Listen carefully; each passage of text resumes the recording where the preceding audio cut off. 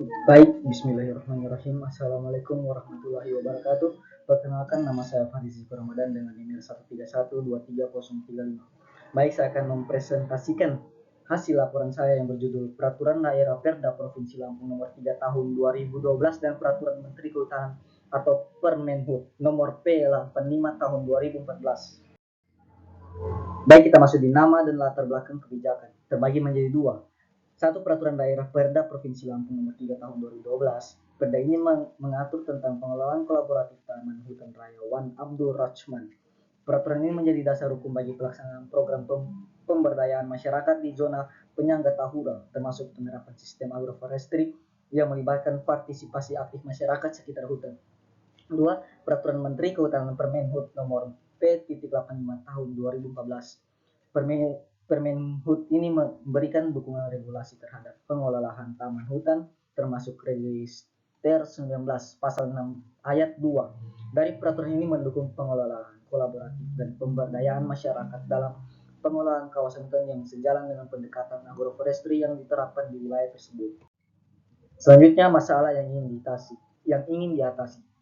Peraturan Daerah Perda Provinsi Lampung Nomor 3 Tahun 2012 terbagi menjadi tiga. Tumpang tindih pengelolaan kawasan hutan, konflik antara konservasi dan kebutuhan hidup masyarakat, kurangnya partisipasi masyarakat dalam pelestarian hutan. Peraturan Menteri Kehutanan Permenhub Nomor P.85 Tahun 2014 terbagi menjadi dua. Satu, masyarakat sekitar hutan tidak punya kepastian hukum dalam memanfaatkan hutan meskipun sudah lama tinggal dan bergantung pada kawasan tersebut. Dua, tanpa pengaturan pemanfaatan hutan bisa merusak ekosistem.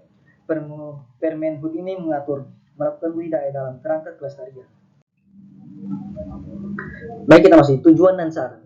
Peraturan ini mengatur tentang pengelolaan bersama Taman Hutan Raya Tahura Wan Abdul Rachman di Provinsi Lampung. Tujuannya mewujudkan pengelolaan Tahura Wan Abdul Rachman secara terpadu dan berkelanjutan melalui kerjasama antara pemerintah daerah, masyarakat, dan pemangku kepentingan lainnya. Sasarannya, satu, meningkatkan partisipasi masyarakat dalam pengelolaan kawasan hutan melalui pendekatan kolaboratif. Dua, mengembangkan sistem agroforestry yang sesuai dengan kondisi masyarakat sekitar hutan. Baik, kita masuk di implementasi. Terbagi menjadi tiga. Satu, pembentukan lembaga kolaboratif, forum kolaborasi. Pemerintah daerah membentuk forum yang melibatkan sebagai pemangku kepentingan dinas kehutanan LSM, masyarakat adat, petani, dan akademisi. Dua, pengelompokan kawasan, zona inti, pemanfaatan, dan penyangga. Kawasan dibagi menjadi zona, dengan zona penyangga dikelola secara produktif oleh masyarakat melalui skema agroforestry. Tiga, perjanjian kerjasama PKS. Masyarakat menandatangani perjanjian kerjasama yang mengatur hak dalam pemanfaatan lahan secara legal dan ramah lingkungan. Baik, kita masuk di dampak dan tantangannya. Satu, peningkatan kesejahteraan masyarakat. Petani mendapat akses legal pengelolaan lahan dengan pola agroforestry, peningkatan pendapat. Dua, konservasi hutan lebih efektif.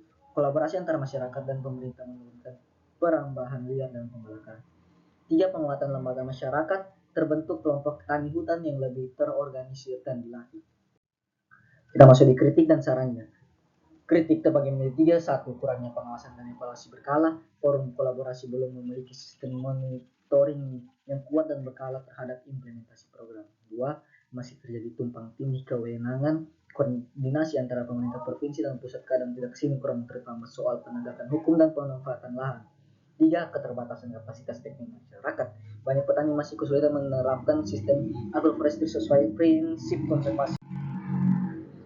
Saran satu, perkuat sistem monitoring dan evaluasi partisipasi tim. Libatkan masyarakat dan lembaga ini independen dalam menilai capaian tahunan secara transparan. Dua, tingkatkan pelatihan dan penyuluhan. Program agroforestry harus dibarengi peningkatan kapasitas teknis petani melalui pelatihan berkala. Tiga, optimalkan dana desa atau CSR lokal untuk pendampingan. Dana pendukung bisa akses dari sumber alternatif selain APBD. Empat, sinkronisasi dengan kebijakan nasional. Pemda perlu menyelaraskan perda dengan peraturan pusat agar tidak tumpang tindih, khususnya terkait izin pengelolaan kawasan. Baik, itu saja sekian dari presentasi saya. Assalamualaikum warahmatullahi wabarakatuh.